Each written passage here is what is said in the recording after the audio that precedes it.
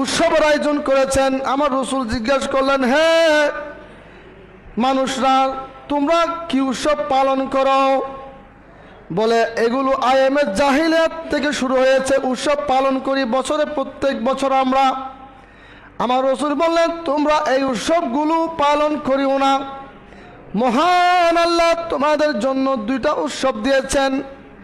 একটা উৎসবের নাম হচ্ছে ঈদুল আদহা, আর একটা উৎসবের নাম ঈদুল ফিতর। তোমরা ঈদুল আদহা তোমরা পালন করবা, তোমরা ঈদুল ফিতর পালন করবা। এগুলোতে তোমরা খুশি হবা, এগুলোতে তোমরা আনন্দিত হবা। খেলাধুলা করে আয়ামে জাহেলিয়াতের এই সংস্কৃতির এই উৎসব তোমরা পালন করিও না।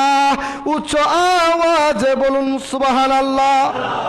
ইসলাম যে উৎসব দিয়েছেন সেটা আমরা পালন করব। এখন এখানের ভিতরে কোনো অজ্ঞতাপূর্ণ ইহুদি খ্রিস্টানদের কালচার ও মুসলিমদের কালচার এগুলো আনা যাবে। আয়ামে জাহেলিয়ার উৎসবকে আমার রাসূল বিদ্রোহিত করেছেন, ত্যাগ করতে বলেছেন। তোমরা এগুলো করিও না। ইসলাম তোমাদেরকে দুইটা উৎসব দিয়েছে, একটার নাম ঈদুল আদহা আর একটার নাম ঈদুল ফিতর। এগুলো তোমরা পালন করবা।